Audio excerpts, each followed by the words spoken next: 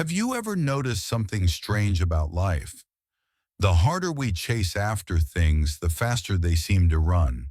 The tighter we try to hold on, the more everything slips through our fingers, like water we can't grasp, no matter how desperately we try. But here's the paradox.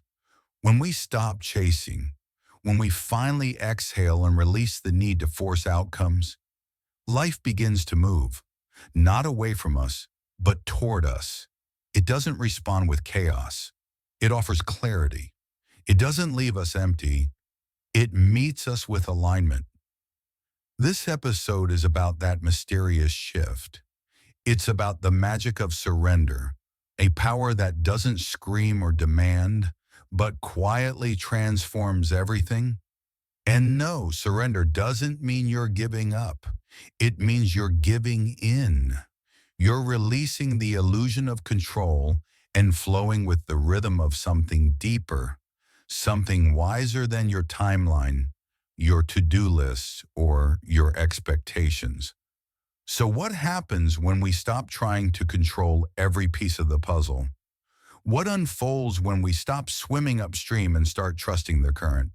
Because maybe, just maybe, all the success, love, peace, and purpose we've been fighting so hard to achieve is already looking for us. We just need to stop getting in the way. We all face these moments. Moments where no matter how much effort we pour in, how much we push, plan, hustle, nothing seems to work.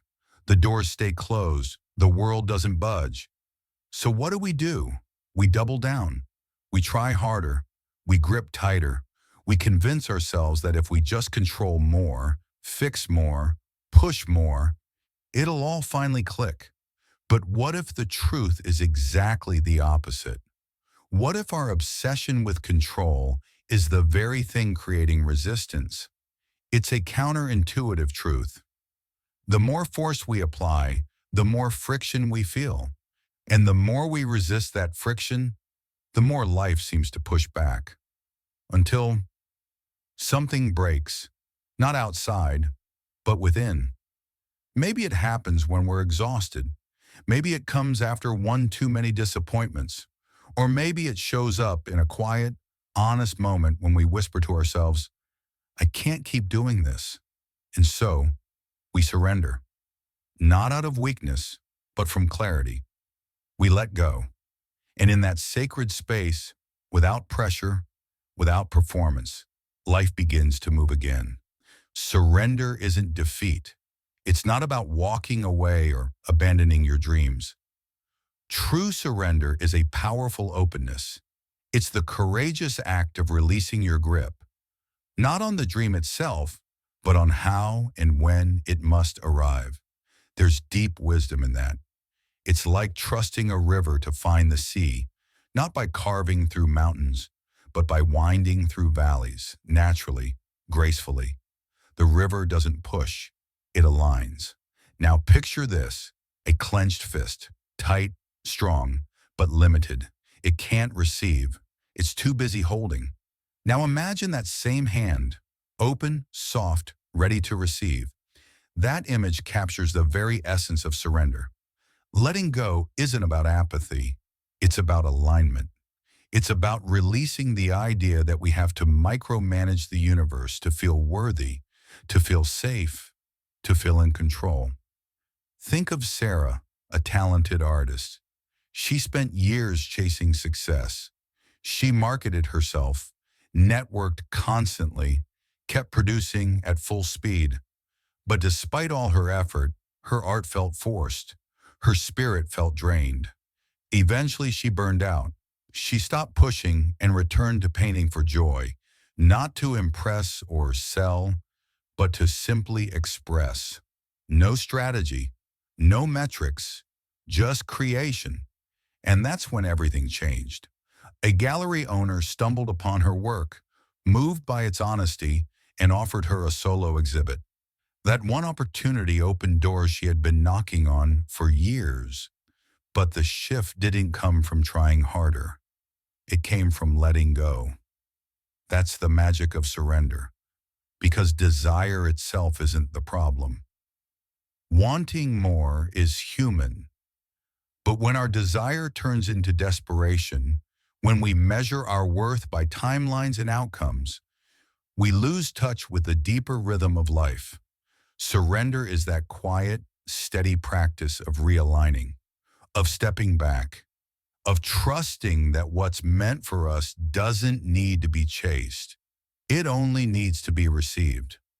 We ended the last section with an image, a clenched fist versus an open hand. That small shift in posture captures something profound. Surrender isn't about doing nothing. It's about doing things differently. That doesn't mean we stop taking action. Far from it. It means our actions arise from clarity, not desperation. From inspiration, not fear. We move forward, not because we're panicking that we're falling behind, but because we feel called to move. There's a quiet strength in that distinction. It's subtle, but it changes everything. Surrender doesn't mean passivity or laziness. It's not sitting back and hoping the universe figures it out for you. No, surrender means intelligent participation. You still show up. You still plant the seed, water it, give it sunlight, but you don't keep digging it up every 5 minutes to check if it's growing. So pause for a moment and ask yourself honestly, where in your life are you holding on too tightly? What dream are you clutching so hard that it can't breathe anymore? What goal are you trying to force into existence rather than letting it unfold naturally? Maybe, just maybe, it's time to loosen your grip. Maybe it's time to release the desperate need to know every step in advance. Because the truth is, we don't always need to know the how. We just need to stay present, stay aligned, and take the next true step when it shows up. Letting go doesn't take you off the path. It places you more deeply into it. And if there's one shift you could make today, just one, let it be this. Move from pressure to presence. Let go, not of the dream itself, but of the rigid timeline, the fixed formula, the illusion of control. And watch what begins to shift in your life when you do. Sometimes the obstacle isn't what's around us. It's not the economy, the schedule, or the lack of opportunity.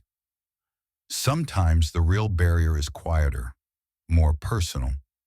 It's that invisible weight that shows up whenever we're about to do something meaningful. It's called resistance. It whispers doubts, feeds your fears, and convinces you that playing small is safer than risking growth. And the wild thing is, we often don't even notice it. We just feel unmotivated, distracted, or worse, we call our avoidance logic. Resistance is a master of disguise. It can show up as procrastination.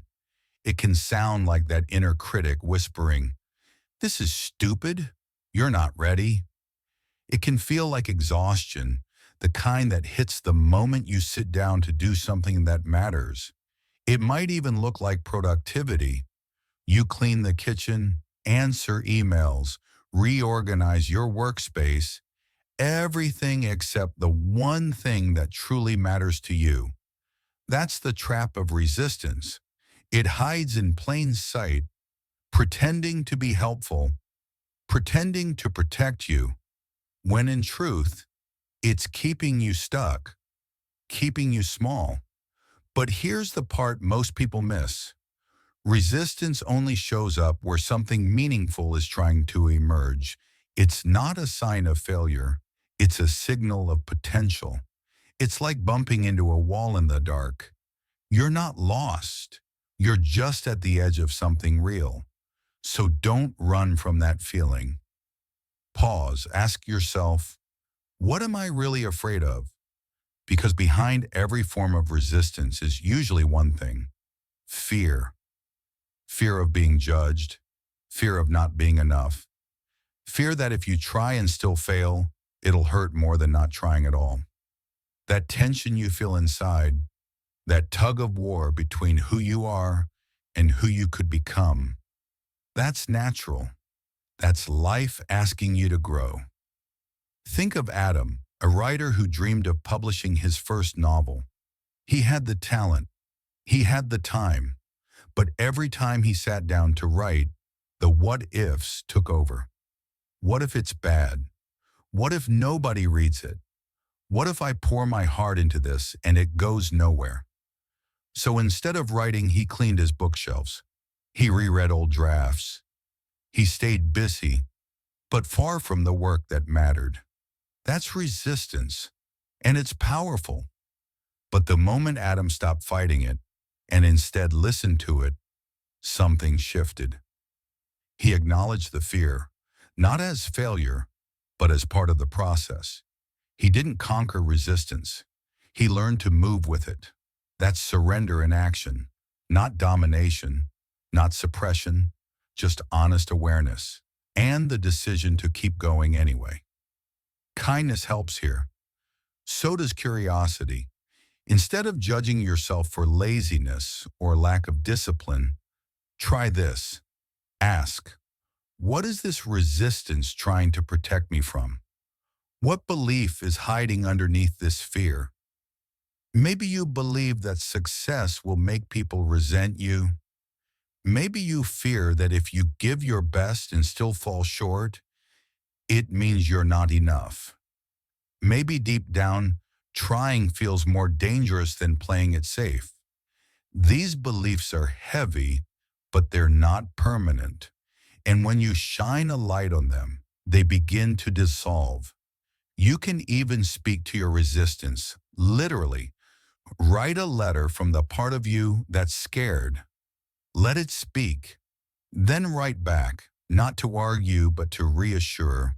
Say, I hear you. I understand, but I'm moving forward anyway. We talked about resistance, the invisible weight that shows up when something meaningful is about to emerge. But here's the turning point. You don't have to let it paralyze you. You can learn to move with it, not against it. And that starts with a quiet decision. I'm not here to stay stuck. Yes, staying stuck feels safe. It's familiar. But let's be honest. It's also suffocating. And deep down, you already know. You weren't born for safety alone. You were born to express, to create, to grow. That means learning to dance with resistance, not letting it run the show. It means letting discomfort be part of the rhythm without letting it set the tempo. One powerful way to soften resistance is to shrink the scale. Big dreams are beautiful, but they can be intimidating. So don't write the whole book today. Just write one honest paragraph. Don't launch the business. Just sketch the first idea. Don't overhaul your entire life. Just take one small, true step. Why? Because resistance feeds on overwhelm. But presence dissolves it every single time. And here's what matters most. You're not broken because you feel resistance. You're not failing. You're human. Every single person who has done something meaningful, every writer, artist, leader, parent, they've all encountered this invisible wall. The difference is, they didn't wait for it to disappear. They moved through it. They breathed with it. They learned that on the other side of fear is something powerful, freedom. So today, instead of asking, how do I get rid of this resistance? Try asking, what truth is trying to surface underneath it? And then, with gentleness and honesty, take one step forward anyway. Because the very moment you do, you reclaim your power, not by force, but through surrender, through the quiet, courageous act of moving forward, even when every fearful voice inside you says don't. And then something strange happens. After the resistance comes a silence, but not the peaceful kind. It's the heavy kind. the kind where you question everything. Is this worth it? Am I doing something wrong? Should I keep going? Or is this a sign I should stop? That silence, those questions can feel disorienting. And so, in that uncertainty, we reach for what we know. Control. We try to map out every detail, predict every outcome, secure every answer. We demand guarantees before we take another step. But here's the truth. Life doesn't work that way. It never has. And maybe it's not supposed to. There's a bigger rhythm at play than our minds can fully grasp. Yes, plans are useful. Yes, effort is noble. But they are not the full picture. There's an intelligence beyond logic guiding the unfolding of your life. Call it what you will, the universe, divine timing, or simply grace. But whatever name you choose, the essence remains. There is a force moving through your life that knows more than you do. And when you begin to trust it, not blindly, but consciously, things begin to fall into place in ways you never could have predicted. Now let's be honest, trust is hard because trust demands surrender, not just in thought, but in emotion. It means letting go of the need to know how it all turns out. It means walking forward even when the path isn't fully visible. And that's scary for the mind, because the mind craves certainty, but maybe the heart doesn't need certainty. Maybe it just needs connection. Take Maya, for example. She spent years trying to find her purpose. She read the books, switched careers, wrote 5-year plans. But nothing clicked. Nothing felt right. Until one day, she stopped searching outward. She started listening inward, not to experts, not to algorithms, but to herself. She noticed what moved her, what made her feel alive. It wasn't loud, it wasn't flashy, but it was real. One small decision at a time, she followed that quiet inner voice. And a year later, she found herself in a place she hadn't planned, doing work that felt meaningful, aligned, alive. Not because she forced her way there, but because she trusted the unfolding. That's what it means to trust the universe. It's not about sitting and waiting for lightning bolts of clarity. It's about being open to the unexpected. It's about listening to subtle nudges and being brave enough to act, even when the outcome isn't guaranteed. Because here's the thing, just because something isn't happening on your timeline doesn't mean it's not happening at all. Sometimes, not getting what you want is the only way to make space for what you actually need. But to see that, to receive that, you have to let go of your obsession with timing. You have to stop measuring your life by someone else's clock, because the universe doesn't run on deadlines. It runs on alignment. And when the time is truly right, when you're truly ready, things move fast. Not because you hustle harder, but because you've become the kind of person ready to receive what's been waiting. Now, don't get me wrong. This isn't about passivity. Trust isn't an excuse to give up. It's an invitation to show up, fully present, fully open. You still take action. You still do your part. But it's not pressure anymore. It's partnership.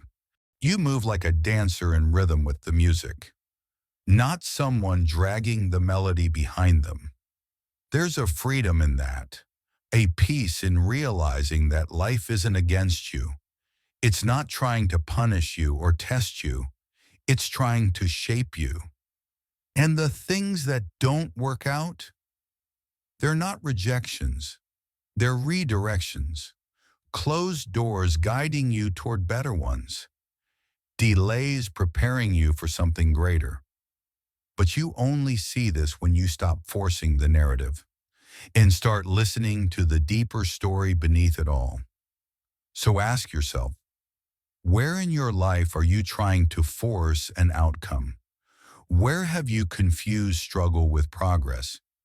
Can you trust today, right now, that what's meant for you is already making its way toward you? Because the moment you do, when you release your grip on the timeline and move in rhythm with something greater, you'll begin to feel the shift, not just in what you attract, but in how you live. More grounded, more open, more at peace. That's the quiet magic of trust. It doesn't make life perfect. It just makes it real. And in a world full of noise and pressure, real is more than enough. We've been taught that effort is everything, that if we just try harder, do more, push through, life will eventually give in. But maybe life isn't asking you to fight harder. Maybe it's asking you to listen deeper. We've been taught that the answer is always to do more, to push harder. But what if the real key isn't more force, but more space? What if the breakthrough we're waiting for doesn't come from striving, but from allowing? It's a small shift, but it changes everything. There's a big difference between action driven by fear and action born from alignment. When we act from fear, our energy is frantic. We rush, we control, we demand results fast. We begin measuring our worth by external outcomes, constantly scanning the future for validation, hoping it'll justify our present efforts. But when we act from alignment, something shifts inside. There's a stillness in the motion, a clarity in the movement. We're not chasing something outside of us. We're responding to something within us. It's not desperate. It's deeply rooted. Allowing means dropping the constant need to force things into place.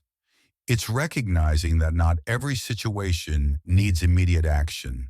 Some things need room. Some problems need time. Some answers will only come when the noise finally quiets down. And yet, that's hard for many of us. We've been trained to equate control with success, to be the one who takes charge, who gets things done, who makes it happen.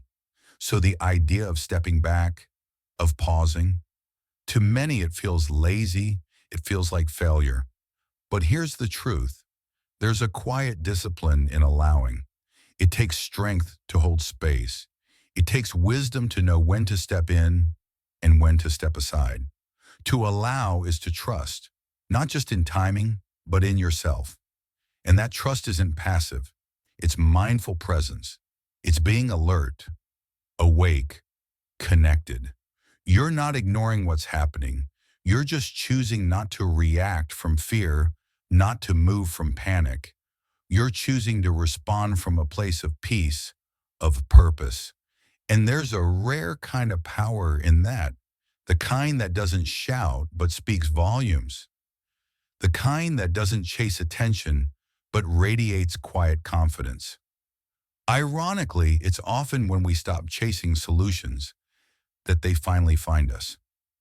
Think about how nature works. A seed doesn't become a tree overnight. It needs time, stillness, sunlight, soil. If you dig it up every day to check if it's growing, you don't help it, you kill it. Our goals, our relationships, our healing, they don't need more pressure. They need space, the right conditions to grow. So maybe the better question isn't, what more can I do? But rather, what can I let go of? Can you release the urge to fix everything right now?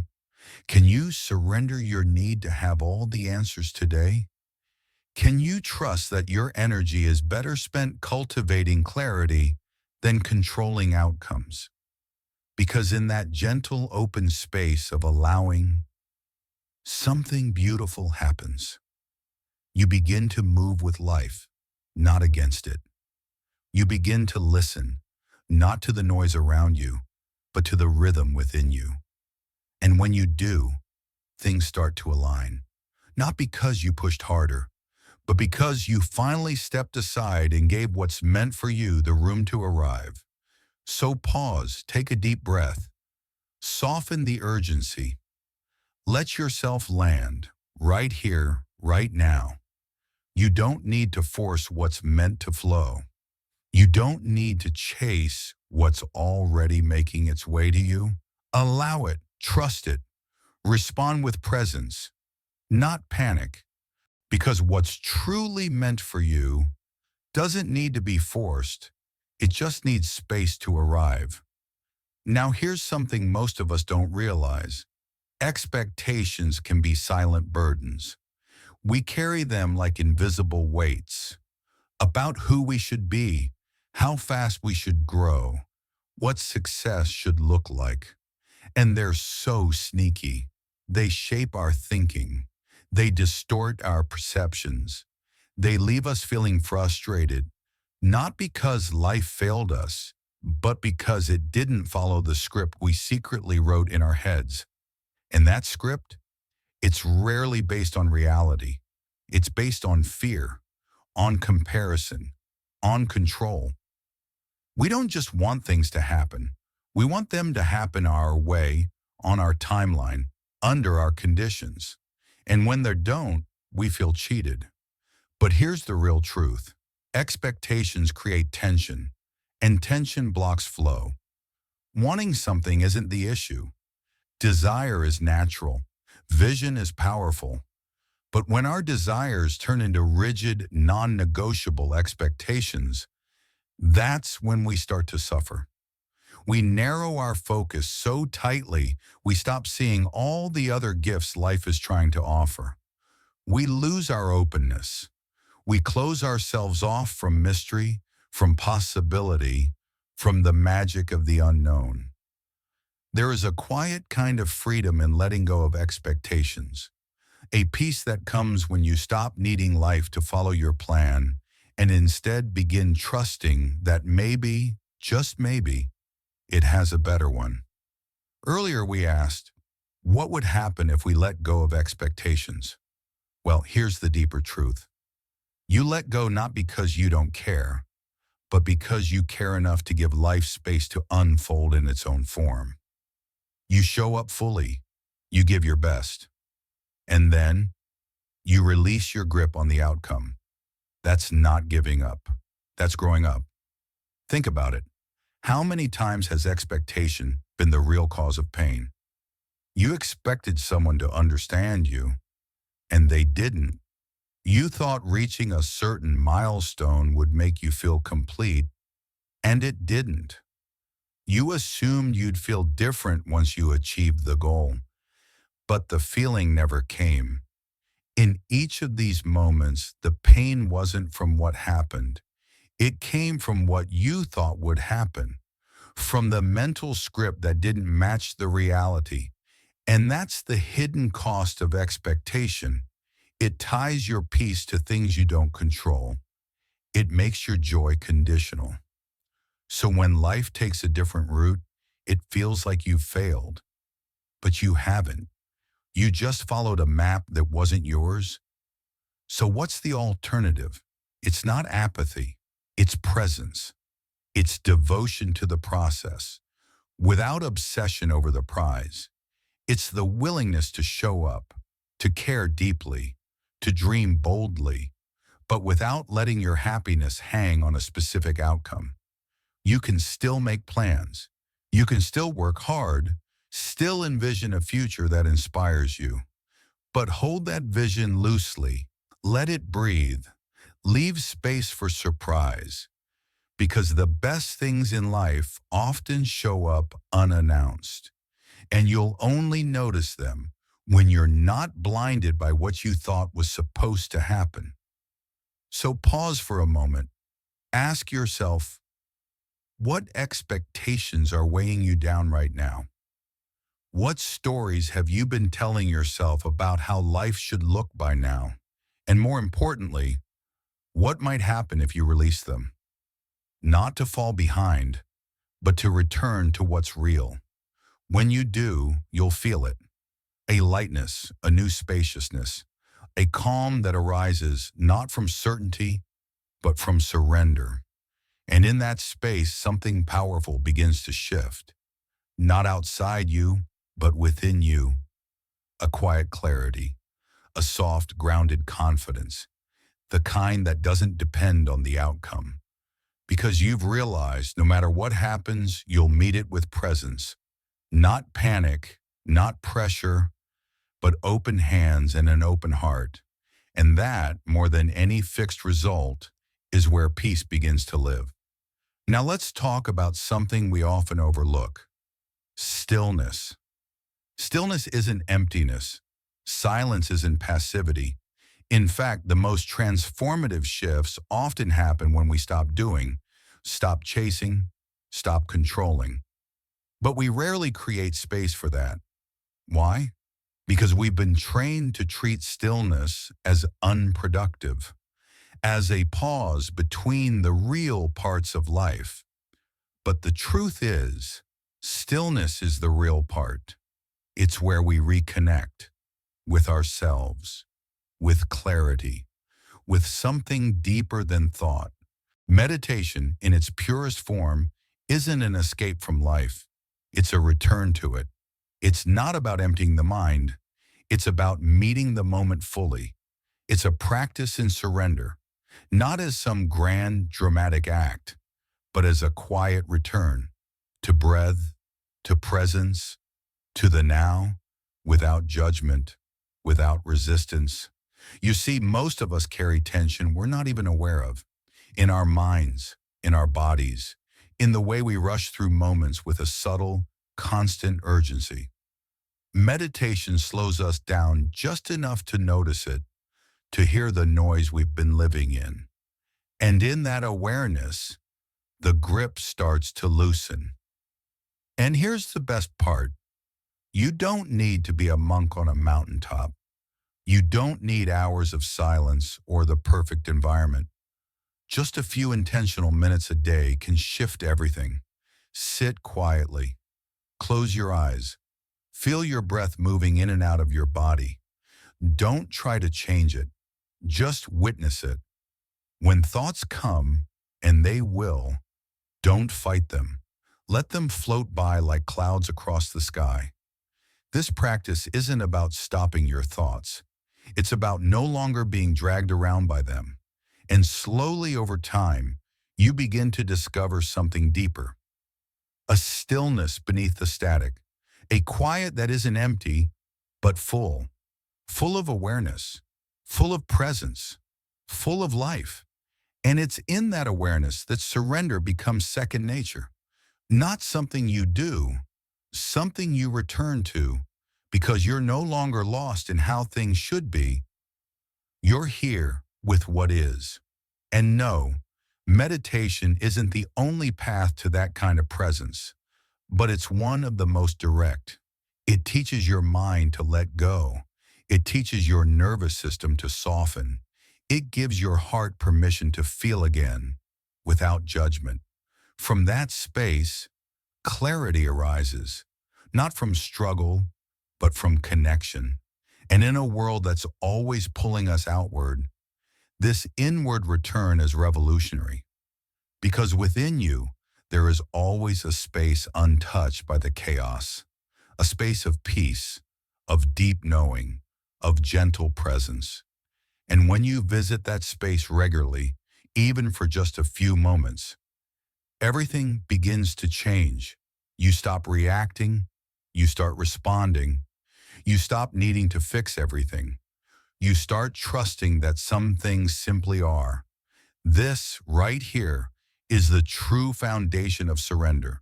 Not just a mindset, but a practice, a daily grounded return to your true self. Not the version weighed down by expectations and demands, but the part of you that simply is, the self that watches, breathes, and allows. We've talked about letting go of expectations and sitting with stillness. But now comes the real invitation. Can you give yourself just 5 minutes today? Not to achieve, not to solve anything, but simply to be still, fully present with what's already here. Because the more often you return to that space, the more natural surrender becomes, not as a lofty idea, but as a lived experience, not as something you think about, but something you become. And when surrender becomes a habit, life stops feeling like something you have to control. It starts to feel like a conversation, something you listen to, something you move with, one breath at a time. You see, we're taught that strength is control, that the more tightly we manage our schedule, our goals, our outcomes, the stronger we are. We micromanage, overthink, plan obsessively. We grip routines like lifelines. But the truth?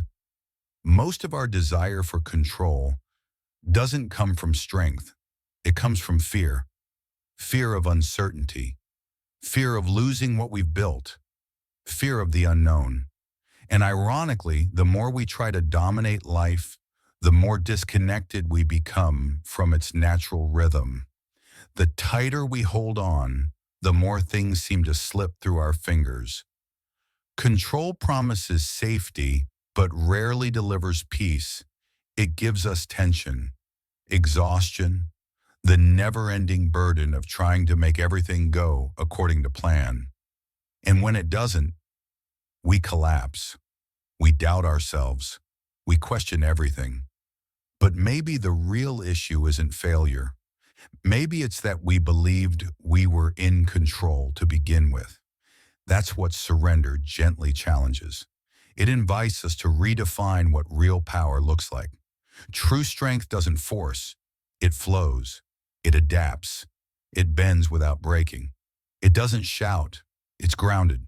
It doesn't react. It responds. This shift, it's radical because it requires us to unlearn what we've been taught our whole lives. That control is the key to survival. But life isn't a machine.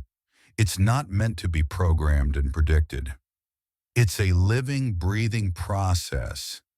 And processes don't respond to force. They respond to presence. To surrender control isn't to give up responsibility. It's to trade rigidity for responsiveness. It's the difference between trying to force an outcome and choosing to meet whatever comes with clarity, intention, and grace. And that changes everything. Your stress levels, your relationship with failure, your sense of self-worth. You stop internalizing every setback. You stop seeing every twist in the road as personal. Instead, you begin to see each moment, each challenge, as a teacher. You begin to listen, to adjust, to grow. Control is rigid, surrender is responsive, and responsiveness is what life actually asks of us. That doesn't mean you stop setting goals.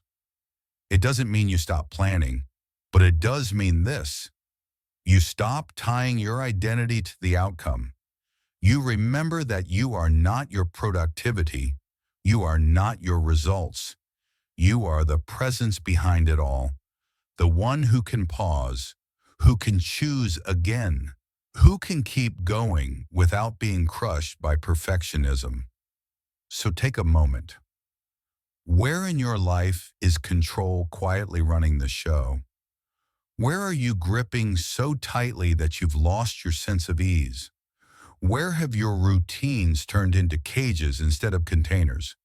Can you soften just a little? Can you trust that not everything needs to be managed down to the last detail? Because in that softening, you don't lose power, you gain freedom.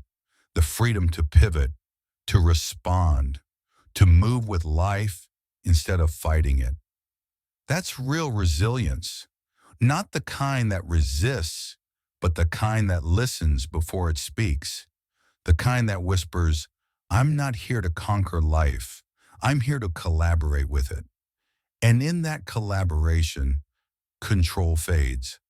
But something deeper takes its place. Wisdom, trust, quiet confidence. And then there's the paradox we rarely speak about. The moment you stop needing something is often the moment it begins to arrive. Not because life is playing games, but because letting go shifts your energy.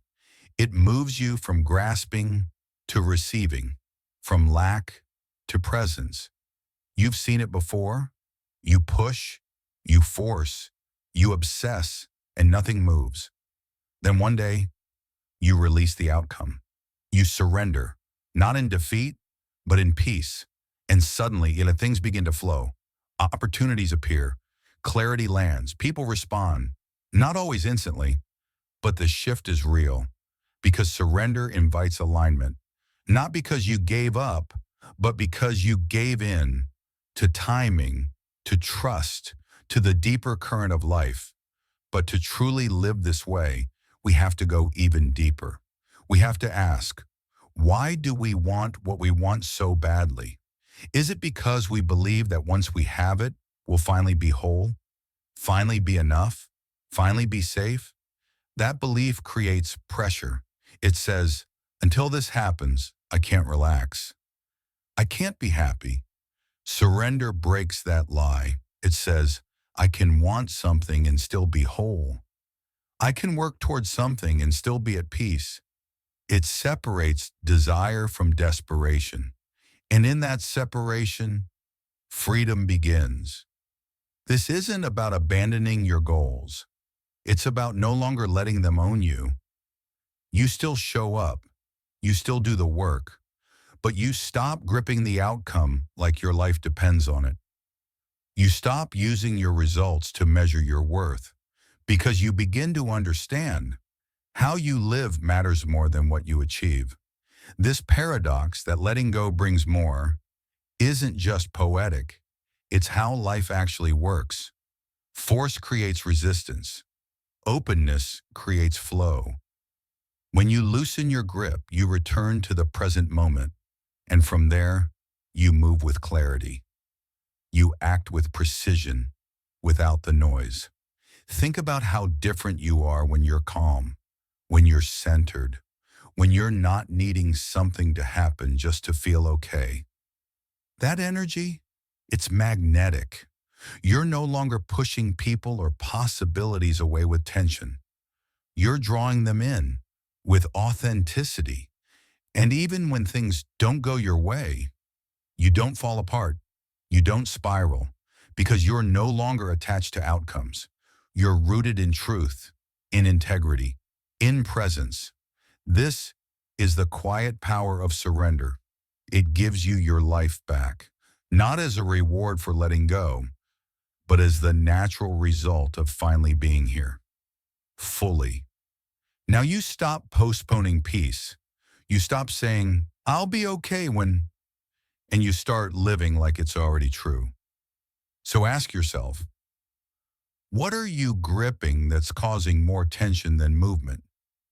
What are you afraid will slip away if you stop chasing so hard? And what would it feel like to want something deeply without needing it to define you? Because that shift is everything. So here's the question. Can you give yourself 5 quiet minutes today? 5 minutes not to fix or chase anything, but simply to be here fully. No agenda, no outcome, just space.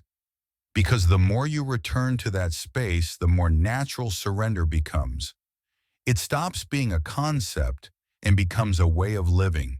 And when that shift happens, when surrender becomes your default posture, life stops feeling like something you have to manage.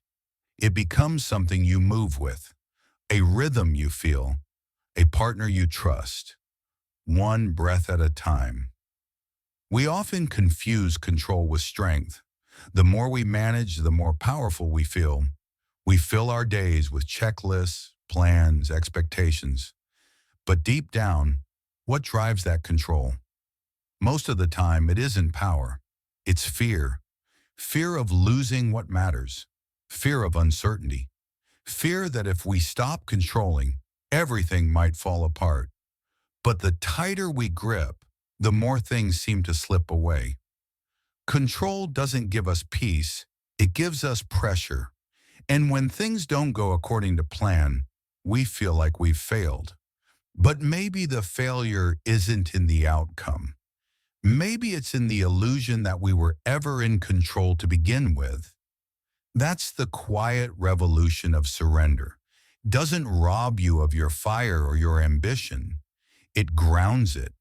It reminds you you're already enough. That life isn't here to be conquered. It's here to be collaborated with. And when you live from that space, present, open, trusting, what you truly need often finds you.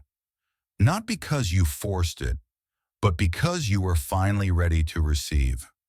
Relationships, too, are a mirror for this. In love, in family, in friendship, we try to manage others, shape them, fix them. We expect them to love like we do, to read our minds, to meet our needs without us ever speaking them. But real love doesn't control. It doesn't demand perfection. It doesn't manipulate out of fear. Surrender in relationships isn't about silence or passivity. It's about space. It's about meeting people as they are, not as we wish they'd be. It's the moment you stop rewriting someone's personality and start listening to what's actually being said. This doesn't mean accepting dysfunction. It doesn't mean tolerating pain. It means knowing the difference between healthy boundaries and emotional micromanagement, between loving someone and trying to own them.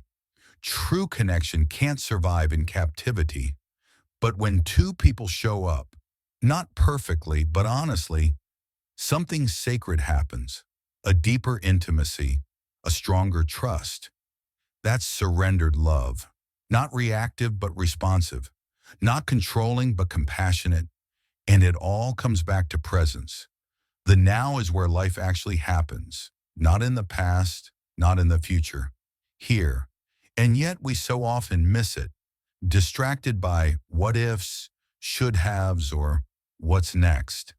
But now is the only place where peace, love, and clarity exist. It's the only moment that's real. Surrendering to the present doesn't mean giving up your goals. It means releasing the belief that peace only comes when everything is perfect. Because peace doesn't come from getting what you want. It comes from being fully in what you have. It's realizing that your greatest strength is in your groundedness, that when you're fully here, you see clearer, you create more powerfully, you connect more deeply, and even when the present moment is painful or uncertain, there's still a stillness underneath it, a kind of anchor. And the more you practice returning to it, the more resilient you become. So much of our suffering doesn't come from the present itself, but from resisting it, from believing we should be somewhere else by now, from gripping life too tightly. But surrender says you don't have to fight life. You just have to meet it, right here, right now. Because in this moment, you already have access to everything you've been chasing. Peace, clarity, connection, purpose. Not in the future, not at the finish line, but right here in this breath. So ask yourself, gently, honestly, where are you? Not physically, but mentally, emotionally, energetically. Are you here? Or are you lost in a future you can't control or a past you can't change? If you're not here, come back. Come back to your breath, to your body, to the ground beneath your feet, to what's real. Because this moment isn't something to rush through.